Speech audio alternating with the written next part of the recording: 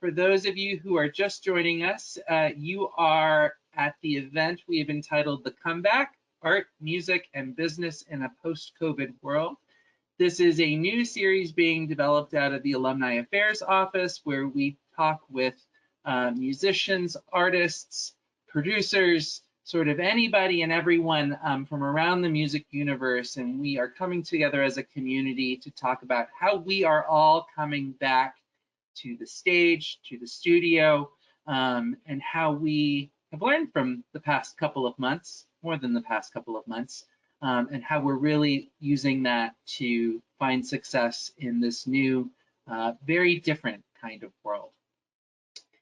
This is an interesting event for me, and actually it's an interesting event for Luis as well. We hadn't chatted about this, but the last event that I held before sort of the world went into lockdown was about 4 days before the lockdown, and it was with Luis, and we were in Miami, and we were hosting an event for another Berklee alum where we're hosting a conversation with the former president of Sony Latin, and now the president of the Latin side of Universal Records. So it's a little bit of a surreal event, right, Luis? I'm sure you're feeling that as well. To be back together, it feels like a lifetime ago. I know you were just mentioning about sort of your time being back at Berklee being a lifetime ago.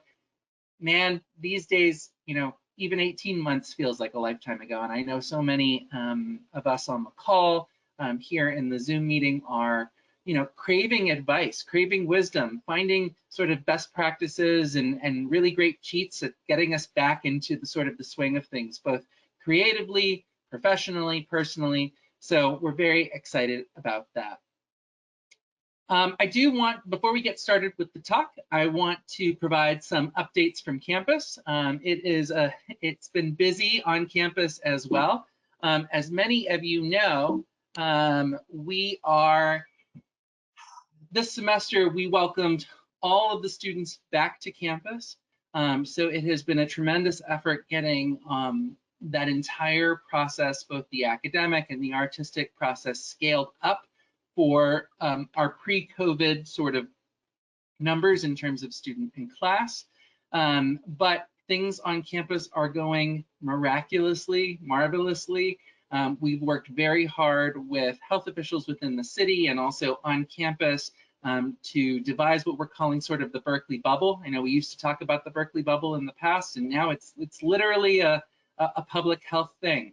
But our students are tested weekly. We have a vaccine mandate on campus, and that has really helped our process, the artistic and academic process, to move swiftly and move unencumbered throughout the semester, so our students can have as close to the original, real sort of college and conservatory experience that they expect, and that we are able to provide either before COVID or even now, sort of in a more normalized world. We have a lot of events going on, both virtually and in some cases in person. As you'll see on the shared screen, we have of course this event that we're all here for, but this afternoon we have another event that is a new series that we've created with in conjunction with faculty at the college and conservatory called Coffee and Conversation with Berklee. Every month we host sort of an informal, formal conversation with the chairs of the many academic departments, telling us what's up, what's been going on, what's new. There's so much going on in the musical universe. There's so many changes in terms of technology and pedagogy that we really wanted to be able to give our faculty, our beloved faculty, the opportunity to update us as a community on what's new and what are they hearing from sort of their vantage point within the industry. We have a couple of other events. One that I, am sort of very keen on is this MIDIO Music Publishing and Royalties 101. So MIDIO is a new type of technology publishing, songwriting, creating software. For those of you who are songwriters or you're sync writers, this is definitely something that you'll want to take a look at. It is a great piece of technology, and it is part of what I would call sort of the Berklee family. We have a host of about 7 or 8 Berklee alumni who have come together to create this new type of software And they are pitching it out to the community, really interested in getting alumni involved in it, using it. And as part of that, they've given a great discount for alumni for the first year membership. So check it out. Look up the events at berklee.edu/alumni affairs. There you can sign up for the event, and I hope you guys will enjoy that just as much as I have in the past. Today's program is really about talking about sort of how our world and our life has changed, due to the pandemic, and how we are getting back to the things that we love in terms of our artistry and our professional spirit. So in a moment, I will take the opportunity to introduce Luis Disla, our special guest. And then we are going to have sort of a curated conversation for about 40 to 45 minutes, talking about everything from the creative process to launching an album, to getting back out on stage, to all the things that I think as artists we're all wondering and figuring out how to get back out on our feet. And we're going to be hearing it from one of the best, I think, and one of the many Berklee musicians who's worked with so many phenomenal artists of our generation. So I'm very excited about that. Afterwards, we'll open up the conversation for a Q&A with the audience. So I know so many of you joined us last week, and thank you for joining us last week, or attempting to join us last week. We did have a little bit of a platform failure with our prior platform, Remo.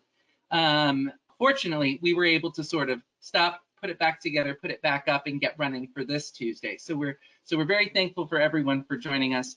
That being said, what we've done to accommodate sort of the loss of a networking opportunity with last week's platform is we're going to be extending our audience Q&A this week for an additional 15-20 minutes. So it is there for us and for you all as you need it in terms of asking questions of both Luis and one another. But we do recognize that there is a little bit more restriction with this platform. More security in terms of the feed, but less privilege in terms of the opportunity to network. We certainly are planning on having in-person events this spring, so keep an eye out for those as they go out. We will be hosting our annual holiday, our traditional annual holiday parties virtually this year, but we are hoping to use that as a staging ground for our in-person events that will follow up in the spring. So with that, I'm going to turn things over to the reason we're here today, is really to talk more about our experiences that we've had both pre-COVID, during COVID, and post-COVID. And for so many of our artists in our community, they really took the opportunity to build, to grow, and to develop their art during this 18-month period or 18-month pause. But so many of them also use that as a staging ground for when they knew that things would come out of COVID, so to speak. So today we have the great privilege of welcoming a Berklee alum himself, Luis Disla. Luis is, well, let's start from the easy part. He is an incredible, incredible saxophonist. Luis has performed with, as I mentioned before, some of the greatest artists of the generation, Celia Cruz, Tito Puente, Victor Manuel, Santana, Juan Luis Guerra. There's a Latin feel to that, of course. But if most of you will have heard at least some of those names along the way, if not all of those, and the list goes on and on. I know that we've got his bio, or his quick pick bio, right on the screen, so you can take a look at that. I think more than anything, something that I will say about Luis is from the moment you meet him, you know that you're talking to not only a great artist, but you're also talking to an incredible entrepreneur and just an incredible creative. He is the type of person that, from a senior director of alumni affairs role, I refer to as Mr. Miami. He knows everyone. He's connected to everyone in Miami, and he'll also tell you in the Dominican Republic, Puerto Rico, New York, Boston, he's a connector. But it's an incredible opportunity to be able to interview him in a more formal style today, to really talk about sort of his art, his craft, and his journey from his time leaving Berklee to moving on. So I would be remiss not to say that Luis is a Selma Paris saxophone and Van Dorn Reed's exclusive artist, as well as a BMI composer. Like so many of our Berklee alumni, he is a producer. He is, he's a performer. He's an entrepreneur. He is the perfect sense of the hyphenated artist for the 21st century. So with that, I want to welcome Luis Disla. Hi, Luis. How are you? How are you, Fritz? Nice seeing you. Nice talking to you like always. Did I what do an you, introduction. did I I don't do know you? what to say anymore. So, well, listen, Luis. So I think we'll just go ahead and get started. So, I think that you've had such a journey in your career. You are continuing to pave the pathway for your career, but you've had so many different chapters. I would like to sort of take us back to the beginning. You mentioned earlier, it feels like a millennium ago, but tell us about your journey after Berklee, and Right. sort of how things collect after that. I graduated Berkeley in May of '82, Mhm. and I had already been going to New York back and forth for many years since I was a kid, pretty much. So by the time I went to New York, I pretty much had friends waiting for me. Thanks God. So I was only, let's say, unemployed for like 2 or 3 weeks. After that, I started working right away with especially with the Latino circuit, like people like Joseito Mateo, who I have worked with in Boston, and I have worked with La Lupe and some of the balladeers of that time. So I called them right away, and they all gave me work. Then I started meeting my heroes like Mongo Santa Maria. Started meeting people little by little. I started playing all kinds of genres, which I always loved. I played with funk bands, I played with jazz bands, I played with Latino bands, flute quartets, everything I could get my hands on. Go to jam sessions. There was a couple of places I would go almost every week. I got to meet people like George Benson. I got to meet Mike Brecker in those jam sessions, so it was fun. So as soon as I got to New York in '82, like I said, I just went like a kid in the candy store. That's wonderful. That's wonderful. And you've had so many different chapters, right? There's been we'll start off with the DR chapter because you are from the Dominican Republic. Then Yes. you found yourself in Boston.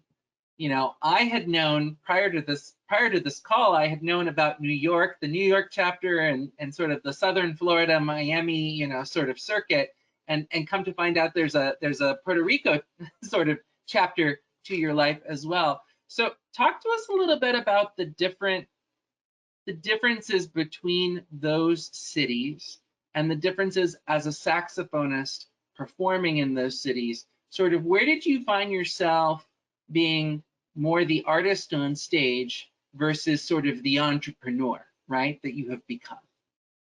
I was born in Dominican Republic, as you said before. By the time I was like 4 years old, my mother had moved to Puerto Rico. So most of my childhood I spent it in Puerto Rico. By that time, a few of my family members were already have moved to New York, like my godmother. So from Puerto Rico, I was going to New York every year. So I started going to New York in 1966. And while growing up in Puerto Rico, my mother used to love music. She's not a musician, but she likes to sing and she likes to listen to different genres of music. To me, that's where it came from, the love of different genres. Like she'd be cleaning the house and listening to Tito Rodriguez one day, and she'd put Duke Ellington the next day. You wonder, wow.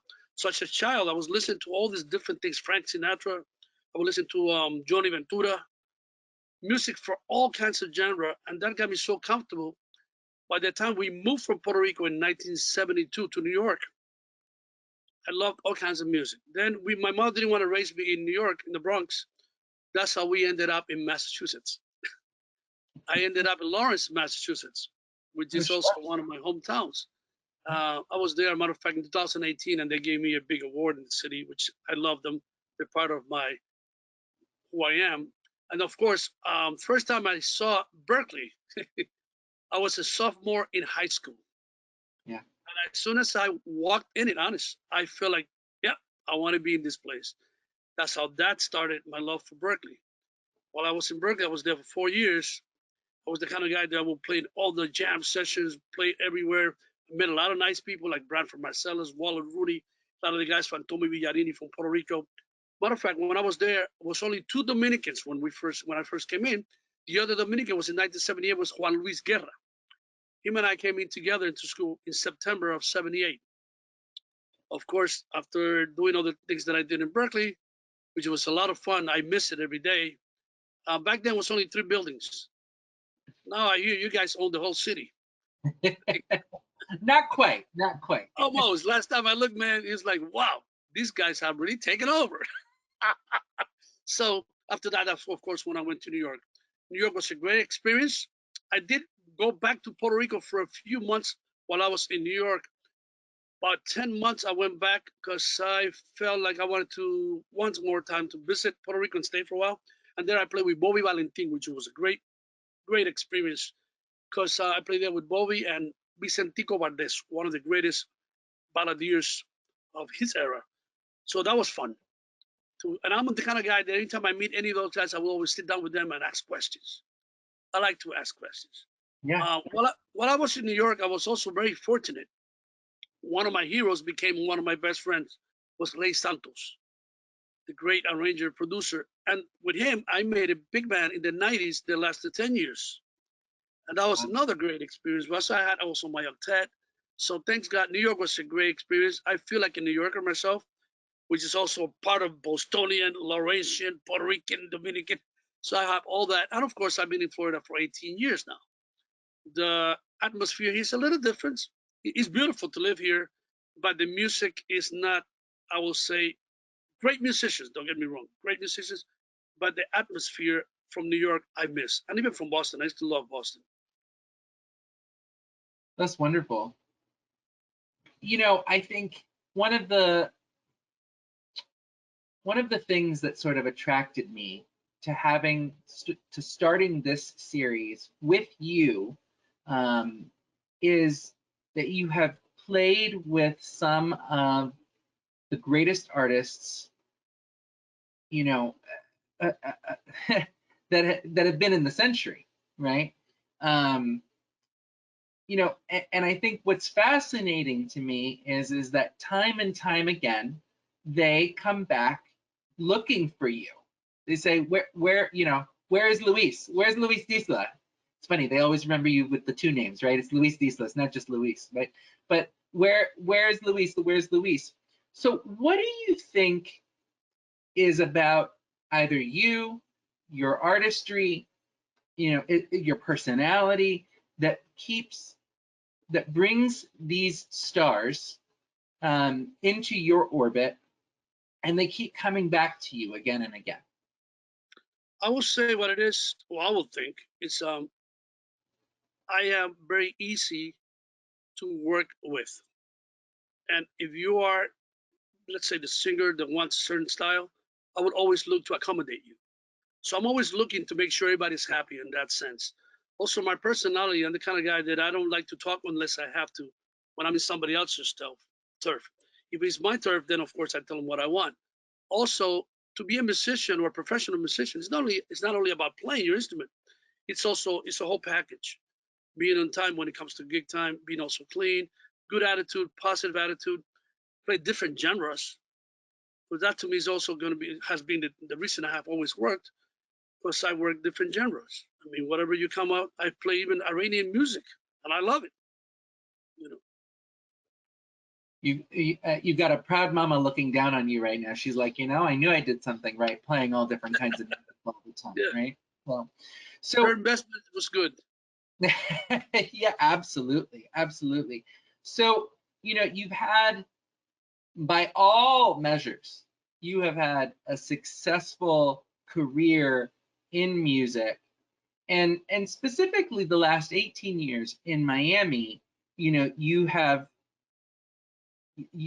been able to keep a full dance card, right? So before COVID hit, can you tell me a little bit about sort of what did your average month look like in terms of the number of gigs or the number of performances, projects, sort of the session work? Like what did your dance card look like?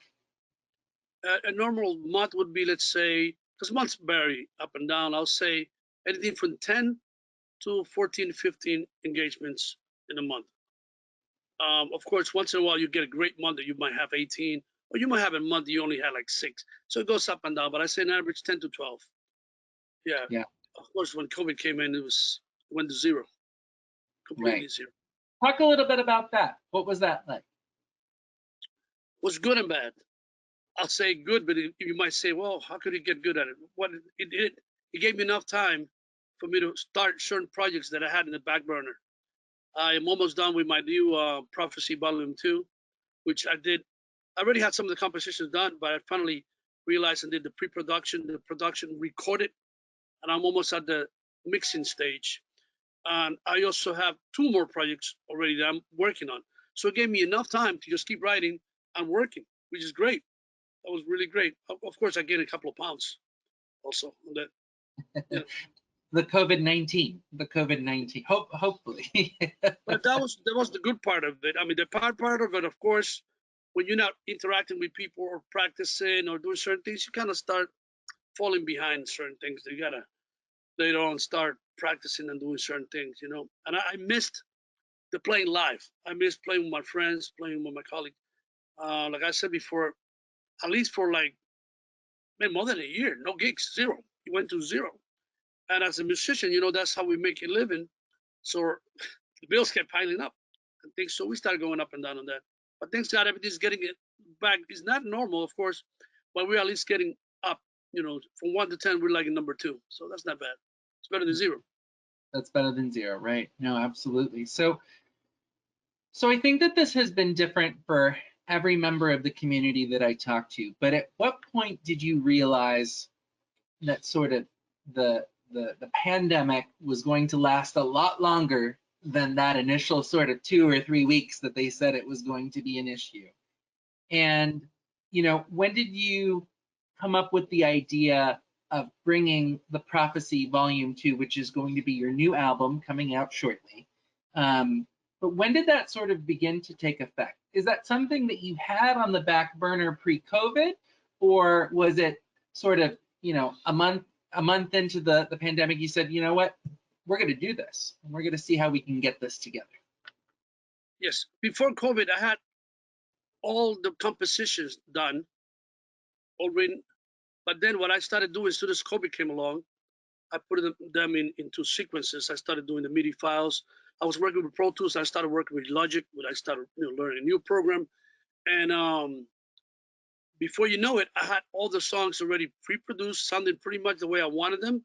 I spoke to the musicians and I told them about the budget that I have. I didn't have a lot of money, so they pretty much went along with me. They helped me a lot, and we pretty much got it done. And when did I find out this was going to be a long run? Soon as this thing started, I was always watching in the news. So I was watching what was going on in China. Then I was watching what was going on in Italy, in Spain. So we saw that it was not stopping over there. So right away I say it's not going to stop here whenever it gets here, because we were like the last to pretty much get that wave.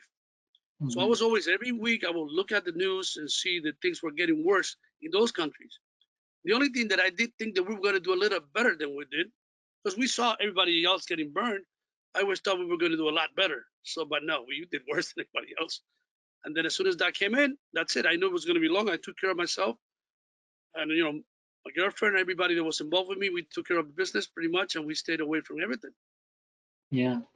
You mentioned learning Logic, or Yes. moving from Pro Tools to Logic. So talk to me about what that has been like at this point in your career, and have there been any other sort of tech changes or new things that you've learned in the past 18 months that you said, you know what, now's a good time to learn this. I'm going to do this.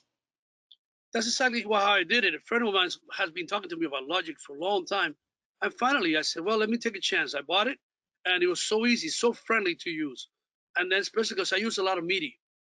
So it's very MIDI friendly. It has samples of percussion, They sound very tight. They sound very good. So before you know it, I did everything, every single song. I did 10 songs using Logic, and I've been doing it. I do still use Pro Tools for certain things, but this project is going to be pretty much mostly done in Logic. And as far as learning, I've been learning how to edit videos because I want to be in charge of my own videos. I got a couple of cameras. I want to get into all that because now you cannot produce a song without a video. It doesn't have to be a super video, but you need a song with a video nowadays. We're in a different era from before, and you have to learn how to promote yourself, how to do the all aspects of that stuff. So I'm doing a bunch of more things that I've been doing before. So it's crazy.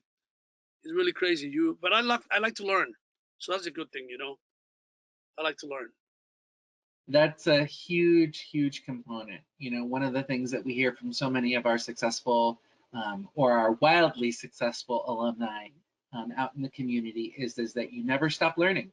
You never, it never stops. And the minute you stop, the minute sort of something tells you you gotta pick it back up again. So, so Well, that's a great as a advice. creative person, you're always going to be like looking for more things to do. And I'm the kind of person that I like to learn. And I like to teach because I also teach. So when you teach, you keep learning and you keep practicing things you learned before. So that's the thing. I love learning. So I think the other thing, the other side to that, Luis, is really talking about motivation, you know, and keeping yourself motivated as a creative. You know, you have this new album that you have been sort of training, honing, refining over the past year. You know, what other ways were you able to keep your mind sort of clear and, you know, and motivated in terms of these projects and in terms of the small amount of work that was being sort of developed during this time? Well, I love listening to music a lot. I mean, I mean, I still have passion for music. So I'm always listening to new artists. Some I might like, some might not like, but there's always something to learn from everybody, even the ones you don't like. There's always something to learn, what not to do, probably, or something that they might do and say, well, how did he do that? And that might get you to do something else that you would not think you would do. But before you know, you have a fresh idea. So I'm always listening to music. Always. I'm talking constantly. Everybody, new guys, old guys. I mean, music from lately. I've been listening to Antonio Vivaldi. Oh yeah. Yes. I mean, there's so much to learn, and I like everything from Bach to Mike Brecker to AC/DC. I have a student that I'm teaching him how to play drums, and that's why he loved AC/DC. And you Yeah. know what? It's really interesting what they were doing because I have broken it down for him. I played it because I also play drums, so I've been playing the pretty much the basic beats and showing him how to break it down. So that's what I'm always doing. I'm always listening to music. That's wonderful. So you've been teaching now, I hear, in this, you know, in this era. Since when have you been teaching? And talk to me sort of about how that, you mentioned it a little bit right there, but talk a little bit more about how sort of teaching helps sort of aid your creative process. Well, the good thing about teaching is when you're teaching, like I said before, you review things that sometimes you forget. It's not you forget, they're just in the back of your mind. But when you're teaching, you're reviewing things over and over and over. And then once in a while, a kid or a student will come out to you and ask you a question. You will say, wait a minute, I do know that, but I don't remember now because I haven't tried it again. So before you know it, you remember again and you develop again in another way. So I keep doing that. I keep always trying to make the old new, refresh it. Mm-hmm. No, that's great. That's great. Let's talk a little bit more about, so living in the Miami, Fort Lauderdale area, and we have people from all over the US on this call. You know, one of the things is that COVID in many ways for the artists, for the musicians has been handled differently wherever you go, depending on the different states, different cities, you know, everything can be sort of different. So talk to us a little bit about how you have navigated sort of those waters, because you're not the type of person to stay sort of still in one place, right? You're constantly moving around and whatnot and trying to find the best way to get what you want to do done. So talk to me a little bit about that, and sort of, have there been any situations where you've had to say, you know what, I can't do that gig right now, I'm not comfortable with that? Well, yes, a matter of fact, yes, I had not long ago I had a cruise ship that I was going to do with my friend Tito Puente Jr. that I pretty much had to kind of pass it Sure. because it was too early in the game. Here in the state of Florida, I know the people who command the state, they want to act like nothing's going on, like everything's back to normal, and it's not back to normal. So I pretty much, thanks God that we have the freedom of doing certain things that some probably other people in other countries cannot do, but we still can say no, or still like do things on our way. Like I said before, I'm glad that now things are getting a little back together, but I still don't trust 100%. So I'm still using the mask as much as I can and staying, a little distance from people, trying to avoid the crowds and all that stuff. You know, How about any session work? Are you doing mainly outdoor performances? I think not to get too granular, but I think that there are so many artists out there that are still saying, well, I don't know. Let me see what other people are doing, right? right? I done like this month. I did 7 live gigs, which is not bad for COVID time. And as far as session, I'm starting to write a little more. So I'm getting people calling me to do more arrangements and producing. So that's good.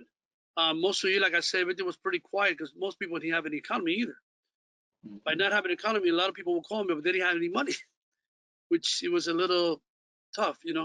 But so far, everything's getting back. Like I said before, I had a few gigs this month, and hopefully everything gets a little better. Hopefully by December.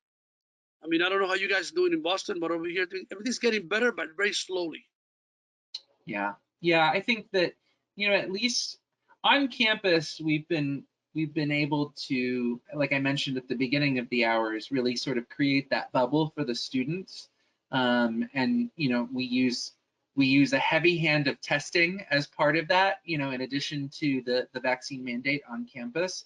But that has given us, I think, additional freedom when you're inside the Berklee space so that you don't have to be masked while you're performing with your band. Or if you're in a class where you need to sing, like you can sing. Exactly. And so I think people here are aware that sort of we're going through all of these extra measures so that we can sort of have that freedom of ability when the opportunity arises. So no, I think that's, I think listening to the alumni community and from my vantage point in the alumni community, that's one of the things that most alumni are asking. It's like, oh, did you hear about so-and-so or so-and-so? I hear that they're back out on the road or they're performing or they're going on tour, and what is that like? Because navigating all of these different rules, as well as our own sort of sense of, what's normal, what am I okay with?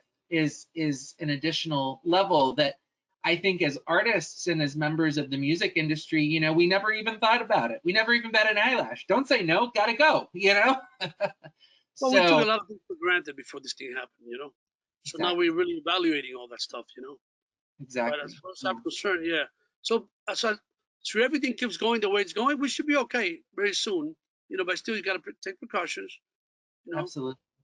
So you were one of the what I'll call pioneers in the middle of the pandemic to say I'm going to start part two of my album. What has it been like building an album in the middle of the pandemic? Are you working with artists? Are you zooming people in? Are they sending you recordings and then you're layering that on top? Like how have you been able to navigate that? Well, that's when you say thanks to technology, we are able to do what we're doing nowadays. Like most of the project was done by me sending them the file and talking to them on the phone or looking at them in the videos and using the any of these programs just to see each other. And a few of them, like the percussion section, I was able to be there physically. So Yeah. we were so happy that we were able to hug each other and just say hello. But most of the recording was done pretty much like that, sending the wave files through certain ways, and then checking it out again, making sure. But we used all this technology, which is good. Nowadays, you could be there and not be there at the same time. In That's case right. somebody makes a little something, so no, can you phrase it like this? But you're still watching it. live. So technology is good if you use it in the right way. I'm happy about it. So as I said before, 80% of it was done like that. I was not there with them physically, but I was with them like in the video. Only the percussion was done that I was there with them. I think one of the things that alumni often ask is, building an album takes an army, right? And in the middle of the pandemic, it has to be about your network. I think that the artists that were able to build recordings and albums during the pandemic had a built-in network. Can you talk a little bit about your built-in network? I mean, you obviously have been a part of dozens of bands, throughout your career, but in the last 10 years, sort of that's been your closest, most informal network. Talk to me a little bit about sort of who's in that, why they're in that, and sort of how did you use them during this process to help produce the album? Yeah, for this new project, I used my immediate band. That means everybody that was recording pretty much was part of my band, part of the Prophecy. That's the name of that project. As I said before, I got two more projects. One is a Latin jazz project, and the other one is a salsa tropical project. But the Prophecy, everybody that was involved was part of the band. As a matter of fact, three of them are Berklee alumni. Um, Bass player Agustin Conte, Leo Quintero, guitar player, and Abel Pavon, the piano player. But of course, everybody else like Jorge Luis Sosa. I want to make sure I mention everybody because I don't want it to be fair just for the Berklee guys. Jorge Luis Sosa, Julio Diaz, Jorge Dovad, Richard Bravo, and of course Charlie Santiago. Those guys made that project, reality. Without them, there's no way I would have done it. I mean, so being in a good terms, not only in a business, but in a good personal terms with your musicians is really good because when you ask them for certain things, like I just did, everybody came through. When it's only business, they're not going to treat you so nice. They want it to be business. Oh no, you got to pay me this much or whatever. But no, everybody did what they were supposed to do, and they did it with love. And whatever budget I had, they accepted it. And I'm very proud of them. And like I said before, that's the main thing. You should always have a good relationship with your bandmates. Even if you're the boss, you don't have to be a guy with a whip. No, certainly. So now that things are beginning to normalize, you mentioned sort of the video aspect of having a new album, and now you got to have a video to go along with it, and that's something different. What other hats have you had to pick up along the way? Because I know you're a hat wearing guy. What other hats have you had to put on to get this album off the ground? I mean, it's not just about bringing the musicians together, right? Right. And also remember, I composed. This is going to be 10 songs, and I composed 9 out of 10. The other one is going to be like a remake of. I don't want to say it yet, so I want them to hear it. And then remember, I'm also an engineer of my own project on most of my tracks. I arrange most of it and orchestrate it. But on top of that, the most important part, you have to become a marketing guy. You don't have to be an expert at marketing because you'll take your whole life. But promotional marketing, you have to learn certain things about it. So I'm always reading and asking other people. Plus, I have the experience of having other projects before. Like right now, I'm planning to release the first single around Valentine's Day. So I have to start doing certain things right 2 or 3 months before it. But so that way, by the time it gets there, people are waiting for it. But you cannot give them the whole thing. So you have to learn certain strategies to make your public aware of what's going on. Is that something that you took a class for? Is that something you recommend taking a class for, or is that something that you just picked up a book, or you just have an intuition about? Okay, when I was in Berklee, they only had one course, one business of music course given by Mr. John Laporta, who's the beautiful, beautiful guy. But that was it, one semester. After that, everything else, But nowadays, I know you guys do a lot of business courses, which I think is really great because music at this point, well, not only at this point, it's always been, people don't realize how much business is business and then the art form. I don't want to be rude about it, but you have to know your business because music is a business. So that's one thing that I have learned more, and I get more involved now as I get a little older. I'm getting more into the business type. I want to get more into probably into managing music and helping out all the musicians that are coming in. A lot of great talent, and they probably don't know what to do with it, right? So they need somebody to pretty much manage them and help them out. So I have learned more about that, more about marketing, promotion. I've learned more about managing, even though I'm not doing it, but I'm getting it ready. So when it's time for me to do that kind of stuff and all that, it's a team effort also. You cannot do it by yourself. I don't care who you are. You cannot do it on your own. So you need other people to help you out. So if they don't really know a lot about them, you can train them a little. So that's what I've been doing lately, getting myself more ready for the business aspect of music. Yeah, no, that's wonderful. I'm curious and hesitant to ask you this question at the same time, but it sounds to me like with the advent of the album coming out in February, sort of that's going to sort of mark a new chapter, right? Or the end of sort of a chapter for you. What's next? What's next beyond the album? Remember, I have two other projects that I already have them already started. As far as I did the pre-production of them, and one of them is already has keyboards on it. So as soon as that one's over, I'm gonna pretty much promote it for a while and get the other two going. And like I said, I'm always hungry for more. So hopefully we'll keep just doing more. Prophecy 3 will come along. And then from the other ones, their volume 2 and 3 will come along. And I'm pretty sure I'm always looking for new artists and new composers, especially for new lyrics.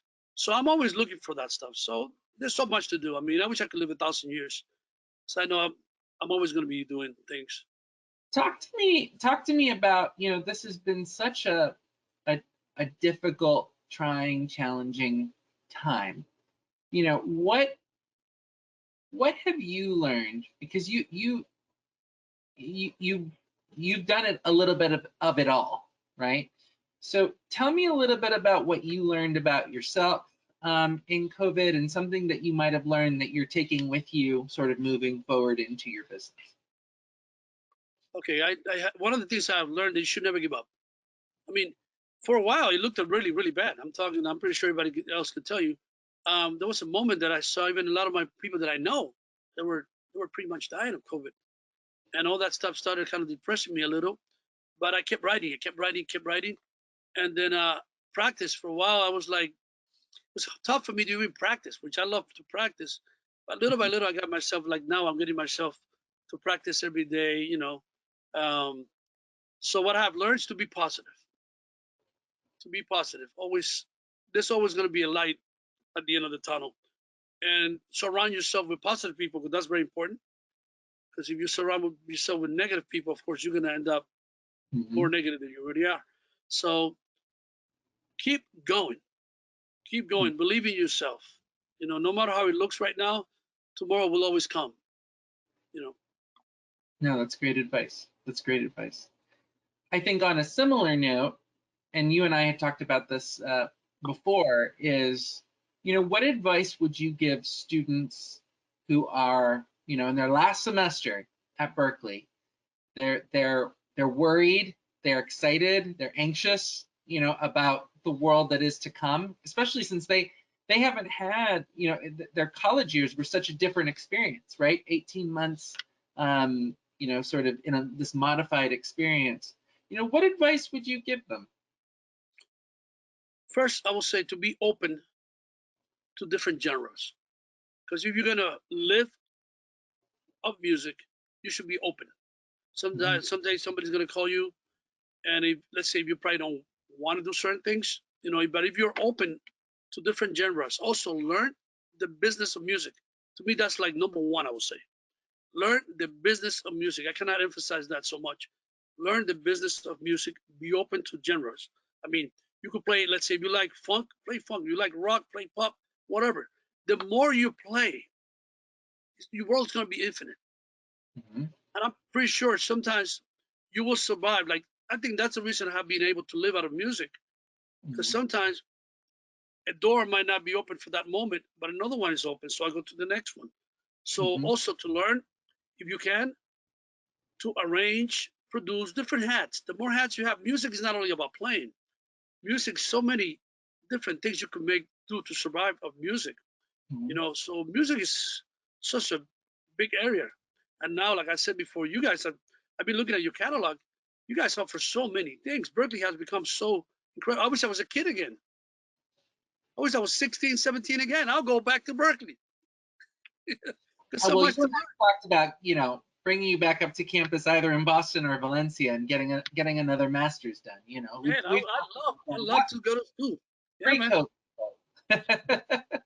So, well, listen. So, one of the things that I'm always curious about from all of our alumni is who are you listening to other than your own album? Who are you listening to?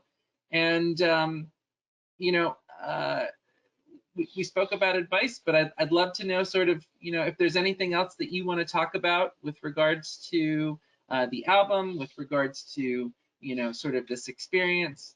The platform is yours, but I want to know who you're listening to. Wow. I'm always listening to a lot of different things. So I'm kind of moody when it comes to music. Okay. I could be, let's say right now, say, oh, let me put some Mozart string stuff. I'll put it. And then after a little while, I'll say, well, I'll go back to like my favorite players, like Mike Brecker is my favorite tenor player, and Caleb Yeah. Waddle is my favorite alto player. So I'll go back to, I love Miles Davis. And I will listen to some of the Latino stuff because I love the dancing music. I mean, that's in me.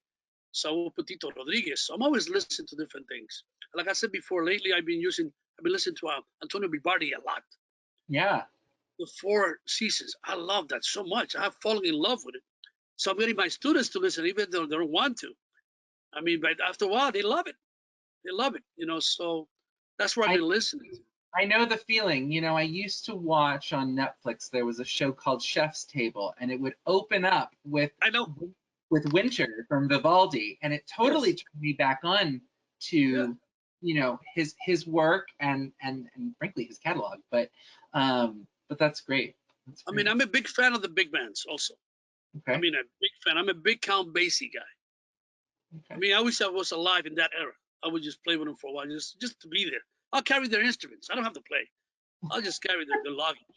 I'm a big Duke Ellington guy. Thad Jones, my Lewis. I mean, I love big bands. So Yeah. that's another thing. And I'm putting one of mine together very soon. I had one before, and I'm going to put another one together.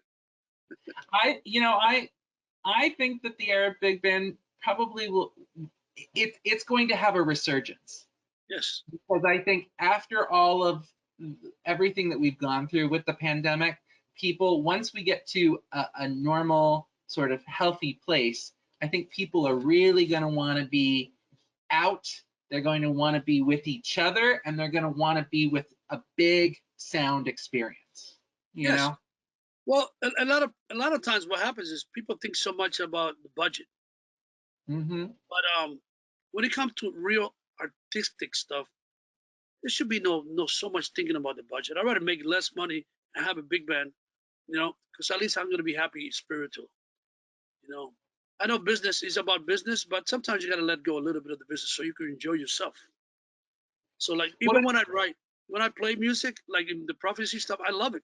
When I'm recording, I know I want to make it so the public likes it, but I'm enjoying it too. You know what I mean? It's not like I feel like, oh, I have to write like this because if not, they're not gonna like it. No, I'm gonna give them something that they like, but I'm gonna enjoy my music. To me, that comes first. Yeah. No, that's a beautiful statement. And actually, that's one of the last questions that I have for you today is, as we look back on this time and as you sort of look forward, when you think about sort of balancing the work and the art, but also your quality of life, what does that look like for you in this new sort of mindset, right? Well, right now, like I said before, I'm doing more leader stuff. I'm becoming more a leader, like I was more in New York. So I want to do less assignment work, not only because of economical reasons, but also because I want to make sure that my music is out there. I want to push my own stuff a little more. For many years, I have been working either as a musical producer or as a producer for somebody else, which I was helping somebody else push their music.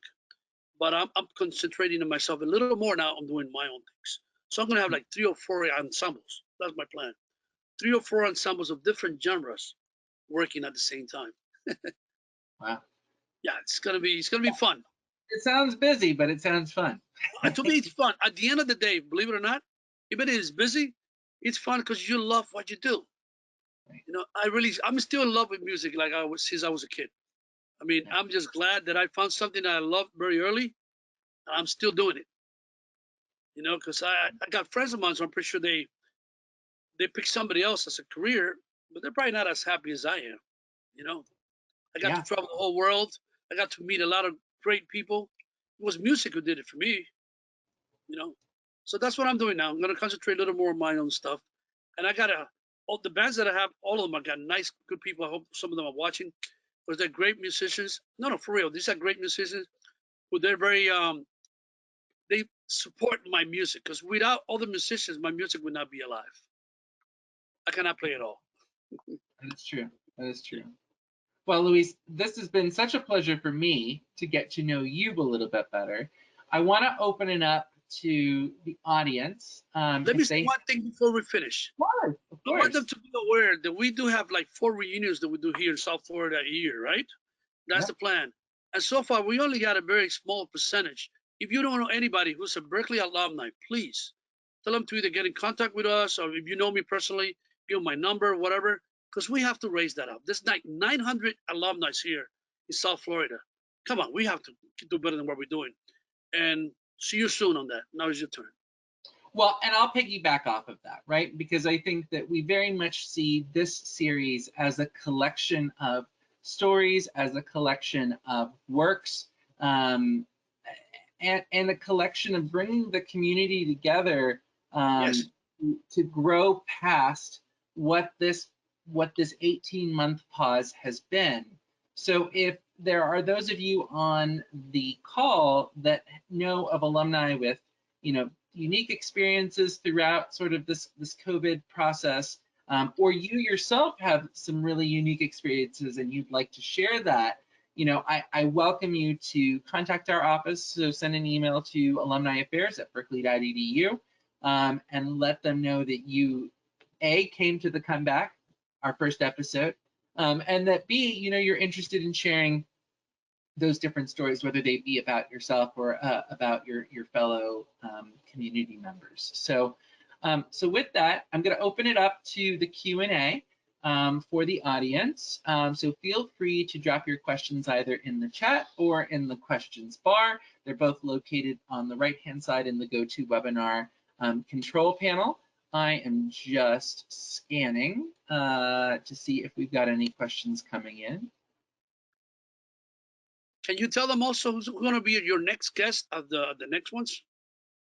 Yeah, so our next guest, we're still working out a date, but we're hoping to have it in early December, is going to be with Mindy Aber. Mindy Aber is, you can tell that I've got an affinity towards saxophonists. I myself did not play saxophone growing up, but Mindy Aber is a 2021 Alumni Achievement Award winner, and she is a Grammy nominated saxophonist. She has her own band and they are back out on tour. So I think for us, that next conversation is really going to be about what is it like to get back out on the road? What is it like to be back out on tour, on a national tour, sort of navigating those waters and being in a lot of different airports and a lot of different airplanes.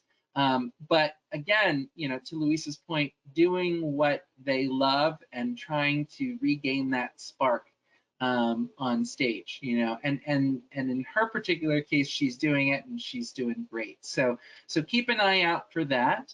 I guess, Luis, one of my questions is that I have, because you've had the great breadth of experience, is you've worked with one of my greatest artists in sort of my my auditory catalog, which is Celia Cruz.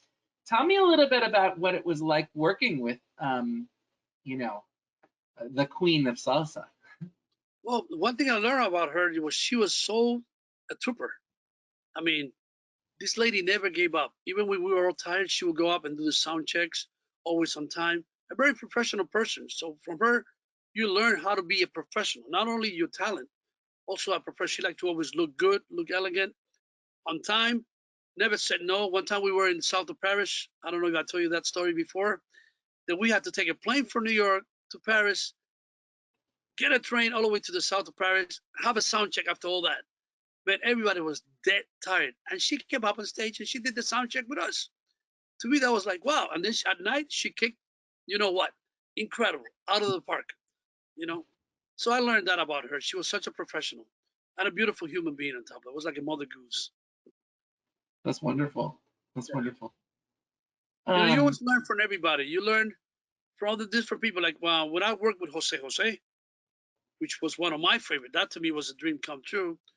He was also a very humble guy.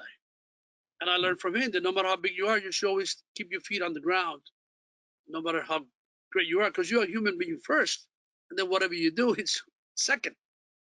So that's what he taught me.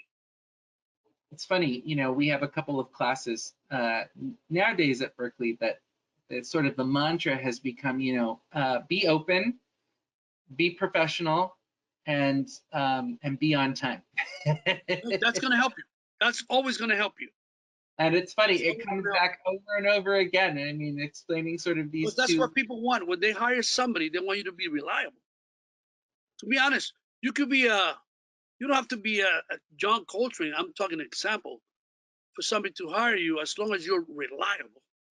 You're reliable. You take care of the business part. Come on, I explain it. Just listen. Make sure the person who you're working with, you're doing what. It's like you're a chef. You want to cook for them. You know what I mean? And that has been part of the success. We had a question come through, Luis. Can you talk a little bit about your experience with Ray Santos? Okay, I met Ray Santos in 1985 when I was 24 years old, and we had a gig together. And as soon as he introduced himself, I asked him if he was, "Are you Ray Santos, the arranger?" And he said, "Yes, I am." I told him, "Man, I'm one of your biggest fans. I would like for you to teach me your arranging technique." And he taught me. He gave me the first lesson for $20 in the '80s. After that, we became friends. So he never charged me again. That he was teaching in City College. He invited me to be part of that band. That he was in City College. And then one day I tell him that we should make a band outside of City College, a professional band. And his answer was, "I'll do it with only one thing we have to agree on." And I asked him what. He says, "It's your band. You contract everything. You fire and you hire. All I'm going to do is direct the band." So that's how we had the band for 10 years. Wow. Yeah, but it was a great experience. I mean, I miss him a lot. He passed away a couple of years ago. Matter of fact, 2 years ago this month, at the age of 90. And he was a great influence in me. That's wonderful. Yeah. Thank you, Gabriel, for that question. Any other questions from the audience? Please don't be shy. Feel free to drop them into the chat, and we'll be happy to answer them. In the meantime, I am going to do a shout out for future events that we have. We do have another event this afternoon at 4 o'clock Eastern. It is Coffee and Conversation with the chair from our music business department, Professor Tanya Butler, and she'll be talking about sort of the changes to the music business, changes within the music business department, the music business industry at large, her journey to Berklee. She is new to the chair position, not new to being a professor or Professor Butler, but new to being the chair, being the leader of the music business department with Don Gorder's retirement back in 2020. There we go. Sorry, getting my years confused. But certainly, keep an eye out for other events that we have throughout our calendar. We, of course, love to see the alumni community come out for our virtual events. We hope that you have enjoyed this afternoon's event. I want to thank Luis Disla for your time, Luis, and for your wisdom and experience. I think that this has been incredibly educational, and I think also incredibly inspirational in terms of how are we as artists and musicians, keeping ourselves motivated, keeping sort of a positive mindset and getting back out there and getting back into the thick of it in terms of the creative process. So as Luis mentioned, because he is Mr. Miami and he's also, just such a great connector for the Berklee alumni community down in Miami. For those of you who are interested in doing more in-person events and virtual events for the Southern Florida community, please feel free to reach out to our office, alumniaffairs@berklee.edu. We are always open and ready to take on that next big event or project that will bring the community together. That is why we are here. And so with that, I want to thank Luis one more time. And I want to thank you all for coming out. And I hope you have a safe and healthy rest of your afternoon. So take care, y'all.